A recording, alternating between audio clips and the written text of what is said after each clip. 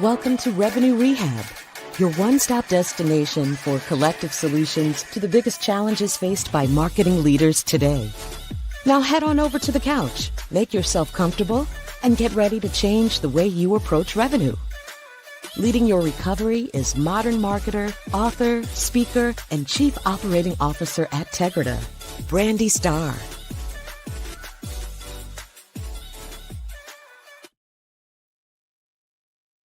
Hello, and welcome to another episode of Revenue Rehab. I am your host, Brandi Starr, and we have another amazing episode for you today.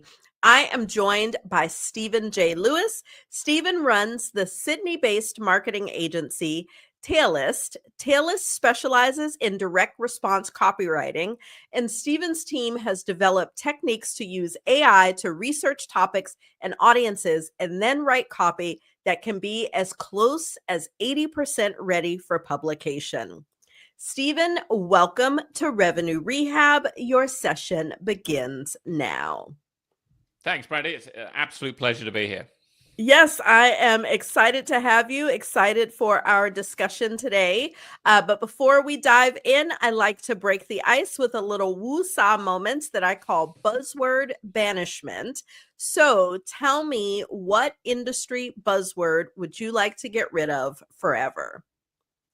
Passion. Passion. That's an interesting one. So tell me, why would you like to banish passion? Because passion is about you. It's not about your customers or your clients. Your clients don't care if you're passionate. If I go to the dentist, I do not care if my dentist is passionate. I care if my dentist is good at his job. That is a good point. Yeah, and it's one that I think I do hear the term passion overused. Don't hear it as often in business. So that is interesting, because I do think that, I definitely agree with you that it is all about the quality of the output and not whether you're passionate or not. So I can definitely say for this conversation, we can put passion in the box and throw away the key. Won't talk about it anymore. That makes me very happy. Awesome. So now that we've gotten that off our chest, tell me, what brings you to Revenue Rehab? It's what I'm seeing a lot of and helping my clients with, which is they've gone out and they've invested in these AI tools, which present themselves as cheap, right? $30 a head per month. But if you've got a lot of heads, that's a lot of $30 if your people are not going to be using the tools. And what I see is people aren't helping people to use the tools. They're like, hey, you've got a tool. I've gone out, I've got you this tool. And they're assuming that people will use it and they will use it to its full advantage, and they're not. Okay. And I know I definitely can see that, especially with AI being integrated into almost every technology. And so as we go a bit deeper into that, I believe in setting intentions. It gives us focus, it gives us purpose, and most important, it gives our audience an understanding of what to expect from our discussion. And so what's your best hope for our talk? What would you like people to take away? On the absolute simplest nugget level, if you find yourself starting a conversation with your AI with one sentence, you're doing it wrong. That's it. I would like people to check themselves and to know that if they see their employees or team members or whoever it might be typing into a chat, please summarize this document for me, and that is the most they think they can get from their AI, that's what I'd like people to realize. Like, hang on a minute, we're not doing this right. Yeah, and I would definitely agree. And I think this is an important conversation because there's a lot of people who are, fully invested in AI and doing research and coming up with some really sophisticated ways that you can do things. But as I talk to more and more organizations, there are still a lot of people who are really just trying to understand how to get started. And really just, I've had conversations. I have a 23-year-old, almost 24, and we were having a conversation and he was like, I know you love using Chat GPT. He's like, I've tried to use it and what I'm getting out isn't beneficial. And I asked him, I said, well, what are you putting in? And it very much was that same kind of example, like, here, tell me this, or here, do this. And I was like, that's the problem. You're not giving it enough context for what comes out to actually be meaningful. And so how do you, what do you say to someone who is like, well, that's all they know. They're used to, using Google or whatever. And, you kind of tell me this, and it gives you something back. How do you articulate for someone what a good prompt looks like when they're really just getting started? You've got to think of your AI as a colleague. So your AI, it's like a very clever but quite junior colleague. So if you had a person come in and sit in your office and you thought, you know what, I want to get, Gary to do this for me, what would you tell Gary? Because it wouldn't be, Gary, go away and summarize these documents for me. Because how's Gary going to know what you want from the documents? What are the documents about? Why do you care about the documents? What ideally would you like Gary to pull out to summarize from the document? So you would give Gary a lot of information. Hey, Gary, I've got 4 reports here. They're actually from our competitors. What I'm looking at is what are they planning to do in the next 6 months that we maybe should be planning to do, or planning to be at least aware that they're doing in the next 6 months. Then Gary's got some framing. Gary knows what the documents are, and Gary knows what success will look like from your point of view. So that's how you would start. How would I brief a colleague on this job who's not been in the game long enough, not been in my company long enough to infer that information? Yeah. And I know I always say, think of it like a colleague who both knows everything and knows nothing. So Yeah. it's like you have to give them all of the context as if they know nothing, but then the output and what they know on the back end is as if they know everything. And I do agree, like having a conversation with the AI is going to yield a much better output. And a lot of people feel like it's really awkward getting started, or that when they're talking to a colleague, they don't have to go that deep. They don't have to give, I don't have to tell Gary, give me a Word document with, bullets and highlighted headings. I can just say, here's the outcome. And so what input do you give to people who are kind of struggling with that middle ground of, this is more than what I would have to say to a colleague. How do I know what to say? I'd love to hear more of your thoughts and advice in what you give to clients.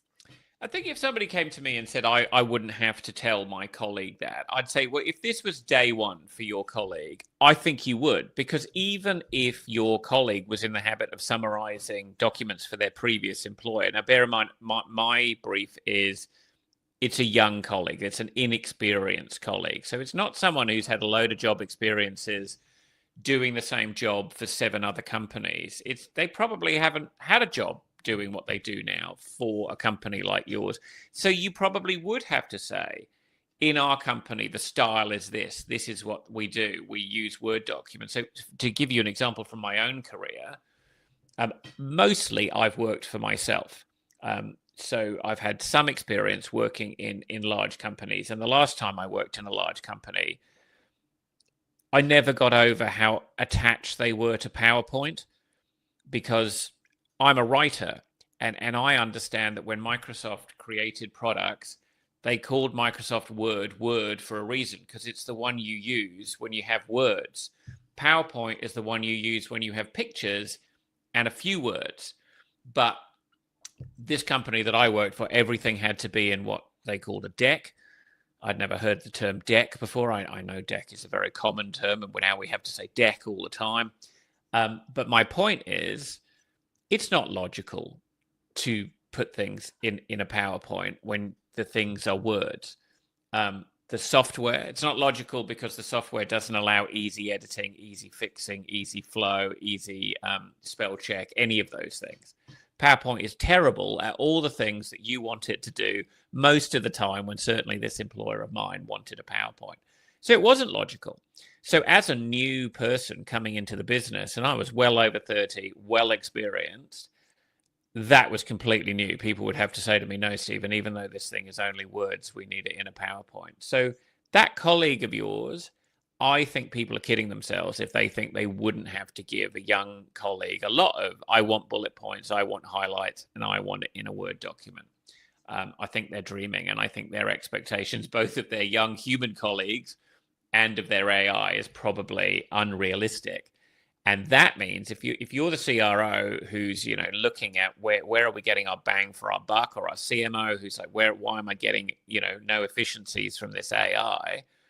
It could well come down to people giving bad briefs to the AI, and that's going to be expensive ultimately, because you could get much better results from better briefing of your AI, or you could just stop using the AI if you're not getting results and save yourself money that way. Yeah, so I want to shift gears a little bit and let's talk about workflow, because you talk about, having techniques to leverage AI to go from researching topics to writing the copy to, getting it close to about 80% ready for publication. And I think another mistake I see a lot of people make as they are getting started with AI is they think everything happens in one step. Like you just say, hey, here, write a blog post on this thing, and magically it's supposed to come out with something amazing. And so I'd love to hear your take on, what are the steps? Like, what's the workflow of figuring out, and we'll just use developing content as a great example, because that's something that most marketers are trying to tap into AI for. What does that workflow look like from start to finish? What you have to remember with the chat-based AIs like Chat GPT is that they have something called the context window, which you know all about, Brandi, which is, every time Chat GPT answers a question, let's say it's the 10th thing that you've said in the chat, before Chat GPT gives you that 10th output, it goes back and reads your first question, its first answer, it's your second question, and so on, all the way back. So you and I could be having a conversation about, what the weather's like in Georgia right now versus in Sydney, where I am, because we're having winter and, you're not. So you, when we move on to chatting about Chat GPT, will forget all about that, lovely conversation about the weather. Chat GPT won't. If you start a chat with Chat GPT talking about the weather, and then you want to go on and talk about your marketing, Chat GPT will be using all that weather information at the top of the chat to inform the marketing stuff. So in terms of a workflow, you've got to think in terms of what I call chat hygiene. So there's probably a research component to putting your content together. That research component might involve many steps. I want to have a look at this blog post. How good is that? What do they talk about? Okay, now I want to think about some topics. Now I want to do whatever.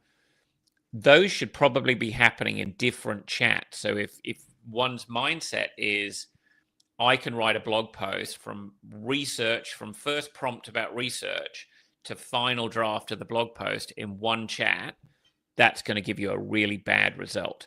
So probably if you're producing something important, like a piece of content that's bigger than a LinkedIn post, if you haven't had multiple separate chat engagements with your AI, again, you're probably making some basic mistakes about how the AI works. So you'd have all of your research happening, probably in several chats, where your job is you're pulling out the good stuff and you're collecting that somewhere else. Then when it comes to drafting, you're probably pulling out that good stuff, putting it into Chat GPT. Maybe you've got a couple of great paragraphs. You're working with Chat GPT on those paragraphs. Then you're starting another chat to talk about different paragraphs. And then finally, when you've got something you like put together, you should be loading that into Chat GPT or your AI and saying, what do you make of this? Where could I make it better? I've got this draft. This is my audience. What could make it better? So it's a really, as you say, it's a workflow. It's very structured, but it's happening over multiple chats.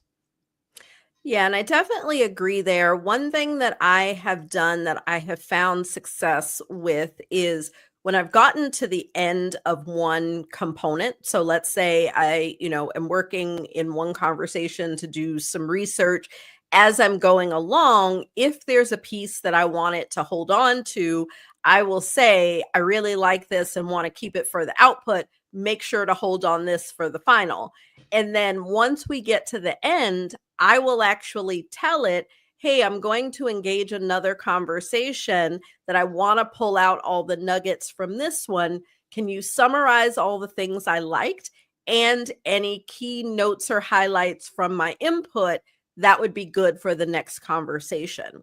And then that usually will produce not only a summary of all the things I like, but where I have found real value is it will often really summarize my thinking and direction and kind of that back and forth brainstorming in a way that I've not been able to articulate. So when I've worked, I've worked with writers and things in the past, and I know I have always struggled going between steps in being able to synthesize what I'm really feeling and what the input is that they should carry forward. And so I'm seeing that AI will spit that back to me. I can copy that last response to then go, okay, now we're going to start drafting this. Here's all the things.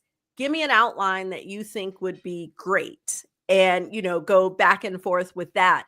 And that's another technique that I have seen. Are there any of those sort of like key, this is something I've found that has really enhanced this process that you can share?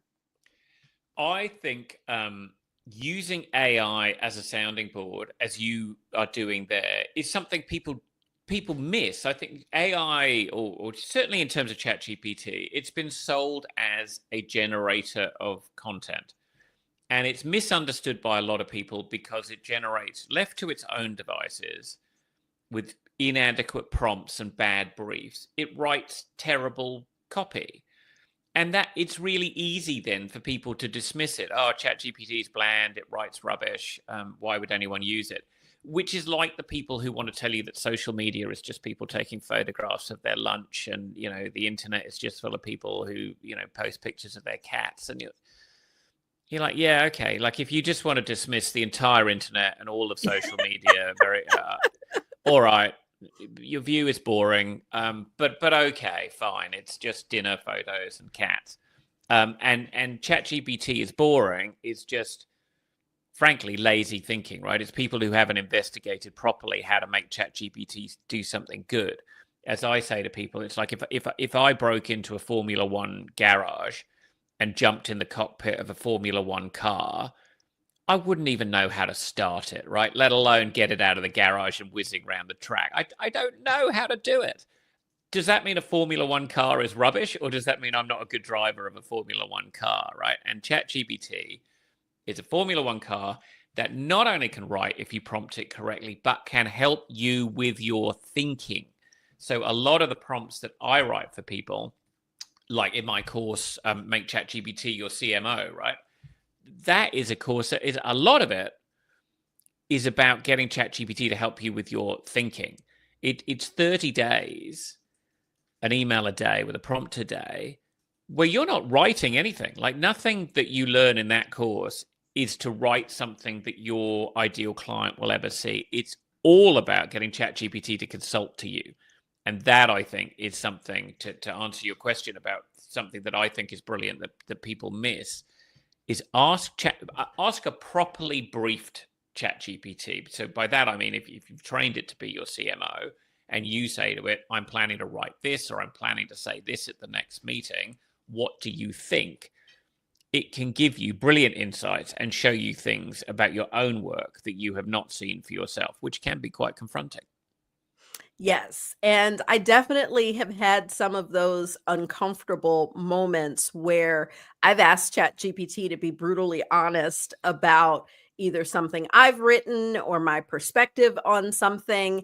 And, I've had a couple like, oh, clutch the pearls moments where it's like, I thought I was on the right track. And, it was kind of like, everybody's saying that, or it's like, this is overdone, like here's 5 articles talking about the same thing, and I'm like, oh, okay, well, let me figure out how, how is my perspective different? Or, even being in consulting, in some cases, I get pulled in to help on, developing proposals or scope for clients. And in some cases, I'll ask, here's who my audience is. How do you feel like this is going to be received? And in some cases, it'll say, well, I'd be confused by this, or this component doesn't look worth the cost, or, this doesn't seem like it would address the problem. Like, and other places, it's like, no, this would be great. I definitely want to, have further conversations. And so that is like, and I think that's the thing I've been leaning into most with my team, is getting Chat GPT to be that thought partner with you, to be able to, pull in research or what others are talking about, to ask questions. That's another thing I'll always do, is say, like, what do you need to know from me in order to give me a good opinion? Or what should I be thinking about in order to, X, Y, and Z? And it quite often gives me things that, as long as I've been in my career, as savvy as I am in what I do, it often pushes me to think about angles and topics that just had never even crossed my mind. And so I definitely think that's a place, where a lot of our listeners are, most of our listeners are marketing leaders, VPs, CMOs. And so I'd love to hear you dive in a little more around, not without giving away your secret sauce, but help, those listening to understand more, if they've never leaned into using AI to help them think through things. How can they go about really, just thinking about that as a use case differently? Well, in my course, which is about making Chat GPT your CMO, and to all the CMOs listening, nobody is pretending that this is actually going to, make Chat GPT your actual CMO. But it's a consulting partner in the realm of marketing. And what your CMO is, the one that we build in the course, is it's what's called a GPT. And a GPT, so you've got Chat GPT, which has its training data. So Chat GPT, as you were saying earlier, knows a lot of things, right? Like, it might not be an experienced colleague, but my goodness, it has read an awful lot of material, right? It knows a lot of things. When you build a GPT, what you're able to do is layer your own information over Chat GPT's existing information. And you're able to give that GPT special skills. So if I can break that down, when I say give your Chat GPT special skills, what I mean is, theoretically, if you said to Chat GPT, please write an invitation to a webinar, Chat GPT should think for itself, right, okay, what skills am I going to need? I'm going to need some marketing skills. I'm going to need some copywriting skills. I'm going to need to understand the topic of this webinar and the audience for this webinar. Let me get that information together, and then I'll apply it. Chat GPT doesn't. If you go to Chat GPT and say, write me a webinar invitation, and that's literally the only thing you say to it, it'll just start writing. It won't say, hey, Brandi, what's the webinar about? When's it happening? Who's it for? Who do you want to come? Like, it won't ask anything. It'll just do. So the instructions that you give a GPT, which is this layer that runs over Chat GPT, would be, okay, I want you to have these marketing skills. I want you to have these copywriting skills. I want you to have these abilities. And so in the course, that's about 1,000 words of instructions that I give people to give their CMO. Then you can add information like, who are my competitors? What do I know about them? What do I know about my ideal clients, et cetera, et cetera, et cetera. So that when you go into a chat with Chat GPT and you say to it, I'm going for a meeting with a client, what should I be asking? Chat GPT has all of this very specific information about you that isn't in its training data, that isn't part of its general knowledge. So then its answers are being filtered through an enormous amount of structured information that you have given it. So people who take the course, for instance, say to me, I'm getting information about my ideal client that I've never been able to get before. Like, I've interviewed my ideal clients, I've asked them to take surveys. I have never got this depth of understanding. It's that kind of information that you pull out, and then you have Chat GPT answer through, And that gives you a richness of response from Chat GPT that you're just never going to get by saying, I'm writing an email to mothers aged over 35 who live in, the continental US. You're just never going to get an answer from Chat GPT that gives you the same richness as if you've structured the data first. And then you'll find you almost won't want to do anything without first asking Chat GPT what it thinks of it. So you've just got that person sense checking you all the time. You don't have to agree with it, but you can think, okay, I've sense checked that and I'm okay with my decision, even when you don't agree, which is exactly what you do with a highly qualified human colleague. Thanks, Brandi. I appreciate your advice. One of us has got to make a decision. I'm going to go with your view or I'm going to go with my view, whatever it might be. But you've had the good sense to check it with an expert first. Yes. And the custom GPTs, when I finally learned how to leverage those, has been the biggest game changer. And, we're a marketing team of 3, but with all my custom GPTs, we're a marketing team of 9 with 3 more air quotes being hired, which are 3 more GPTs that I've got to build. And each of those are trained on a really specific thing.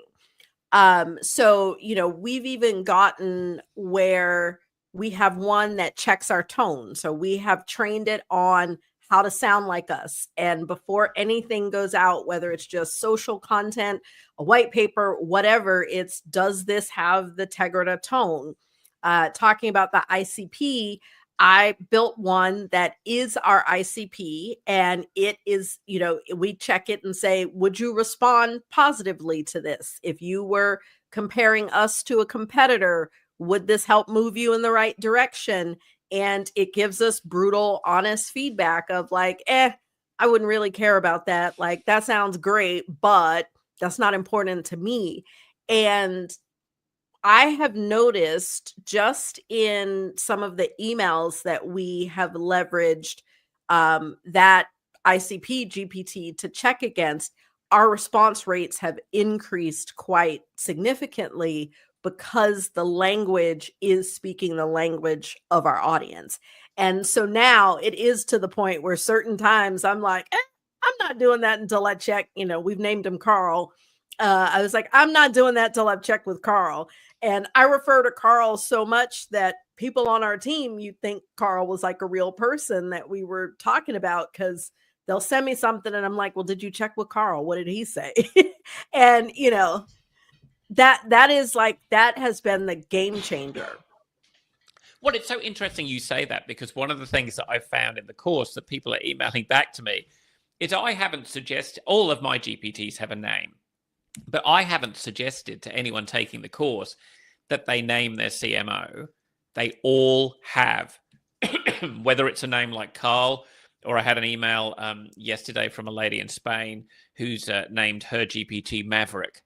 So you can't, as I said to people when I realized they would name them, I wrote down, I said, you can't have that much help on your business from somebody without wanting to give them a name. It just seems wrong to call it when it's been so helpful.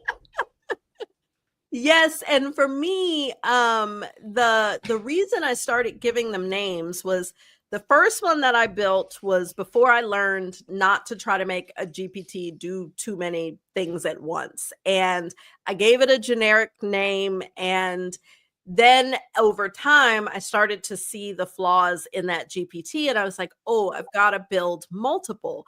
But then it was like, how do you distinguish between, all of the GPTs? And I'm like, well, when I'm talking about people on my team, if I say, oh, Sarah's responsible for that, everybody knows who Sarah is. They know what Sarah's job is, so they know what to go to Sarah for, when and where in the workflow. And so by giving them all names, we're able to have that same conversation. The same way I can say, oh, that's something Sarah should help with. I can say, oh, that, Carl should help with that. Annie should help with that. And it is funny because we do have conversations about them as if they are real people on the team and they're a part of our workflow, the same way, you know, our actual colleagues are. And it will help you to remember to talk to them like they're a colleague. Because when I'm talking to Jean, the copywriter, who's my copywriting GPT, I'm remembering Jean as a person. Jean needs information. I can't sort of make assumptions that Jean knows everything that I know because I haven't told him. Or April Avatar Hunter, who's you know, very good at coming up with those ICP personas because that's what she's been trained to do. She's got a name. And they've all got kind of fun names for fun reasons. And, you know, they are enjoyable. This is one of the things that is so frustrating, right? For you, I think, I'm guessing you can tell me, and for me, is you can't really convey to people until they've tried it how enjoyable it is to work with a properly trained GPT. It's not like typing something into Word. It's fun. It is. And, you know, we are a fully remote team. And so I don't, other than my son, I don't always interact in person with anyone. You know, I'm on meetings. And so there are some times where I have brainstorming sessions and I'll even be like drawing on my whiteboard and then, you know, like typing to my GPTs. And I'm like, okay, Carl, what do you think about this? Okay, Rachel, like, how would we then, because we have repurposed Rachel, how would we then take that and repurpose it? And it's like, okay, you know, now let's go back to, you know, we got SEO Sam, like, okay, Sam, where do you weigh in on this? And so, like, I feel like I'm in a meeting with all these people. And for me, often it's like super late at night. And I'm like, we're vibing. And I'm really in a room by myself. Yes. And it is and a lot of somebody fun. listening to this, Brandi, is going to think you sound nuts. But if you're listening to this and you think Brandi sounds nuts, try it. And then you will not think it's nuts. You will be converted. Yes, I agree completely. And so thinking about it, talking about our challenges is just the first step, and nothing changes if nothing changes. And so in traditional therapy, the therapist gives the client some homework, but here at Revenue Rehab, we like to flip that on its head and ask you to give us some homework. So for those listening who recognize that they haven't even dipped their baby toe into the AI world, where do you recommend that they start? What's that one thing? I've got a 5-minute course on my website. It's free. You have to give me your email address. So, okay, it's not free. I will charge you one email address in order to take it, right? But it's a video, so you can watch part of the video first. It will show you how to get Chat GPT to write in your tone of voice, exactly like you. Because I think that's one of the obstacles that people have to Chat GPT. It's the cat picture. It's the dinner picture. Oh, Chat GPT is so bland. I can't use it. It sounds rubbish. Well, what if you could make it sound exactly like you? So I've got a prompt that will divine your tone of voice and give that back to you so that you can use that as a prompt to Chat GPT. So you could say to Chat GPT, I want to write an email in this tone of voice, and then it will do that. What it will also do, as a sort of side benefit of a benefit already, is it gives you a bit of a review, because what it does is it will read, say, your website, Brandi, and it will give you the tone of voice that it's determined that website is written in. But you can also take that as a review, because if you get that back from an objective third party and it says, I don't know, this website is very formal, and you think, I don't want to be formal. That's not how I want to come across, for example. You can treat it as a mini review, like a theater review. So, for instance, I've trained it on my email newsletters, and it was very flattering. It's like, you know, Steven's quite funny, but he doesn't let that get in the way of his knowledgeable approach. But, you know, he uses metaphors to make his point. I'm like, yes, that is me. That is exactly how I want to be. Thank you, Chat GPT. But equally, yesterday it was kicking my backside every which way to Sunday by reading it and saying, actually, this is, you know, too formal. This is, you know, this is reading like a statistical fact sheet, not a very human piece. And I'm like, do you know what? I have to be honest, because I was writing something for a doctor. So I got deeply immersed in the research and the science, and I'd read, you know, several medical papers. And I realized I was letting all of that infuse the copy. So instead of writing in a human way to this person's patients, I was writing because I was very pleased with all the knowledge that I'd acquired and I wanted to share it. So yeah, it kicked my butt. So it's a really good prompt. It's free if you go to Taleist, which is Taleist, as in telling tales, Taleist.agency/mini, MINI, because it's a mini course. It's a 5-minute course, and it will teach you how to get Chat GPT to write exactly like you. Yeah, and I definitely can say that is a great starting point, is to figure out how to get it to write in your voice, because that is definitely the biggest game changer. When I worked on my voice paragraph, I fed it some of my LinkedIn posts, some of my emails, and then I had it write some social posts. And I also wrote some social posts and sent them to my team to see if they could tell which ones were me. And they couldn't identify the difference. Like, they all sounded the same. And I was like, okay, that means I nailed it. If, the people who read everything that I write can't tell the difference, then, I know that I've gotten that right. So I definitely agree, for anyone getting started, that is a great place to start, because it will then allow you to sound like yourself. Because I will agree that tone is probably my biggest challenge with AI. Like, we all have the orchestra metaphors, which, as much as I love a good metaphor, I now hate orchestra metaphors because of Chat GPT. You can always tell that that's one of them. So we will make sure to link over to that. So check the show notes wherever you are listening or watching this podcast. So Steven, I have enjoyed our discussion, but that's our time for today. So before we go, tell our audience how they can connect with you. We've already given the shameless plug and had the website, so we're going to link to that. But if there's anything else that you want to share with our audience, now's the opportunity.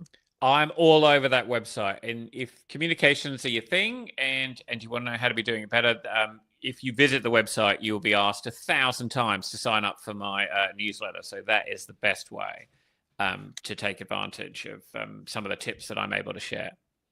Perfect. Well, again, we will make sure to link to that. And this has been such a fun discussion. I am all in on leveraging AI. I don't think there's a day that goes by that me, Chat GPT, and Claude don't spend some time together. So again, thank you so much for joining me. Thanks, Brandi. It's been an absolute pleasure. Awesome. And thanks everyone for joining me. I hope you have enjoyed my conversation with Steven. I can't believe we're at the end. Bye-bye. You've been listening to Revenue Rehab with your host, Brandi Starr. Your session is now over, but the learning has just begun. Join our mailing list and catch up on all our shows at revenuerehab.live. We're also on Twitter and Instagram at Revenue Rehab. This concludes this week's session. We'll see you next week.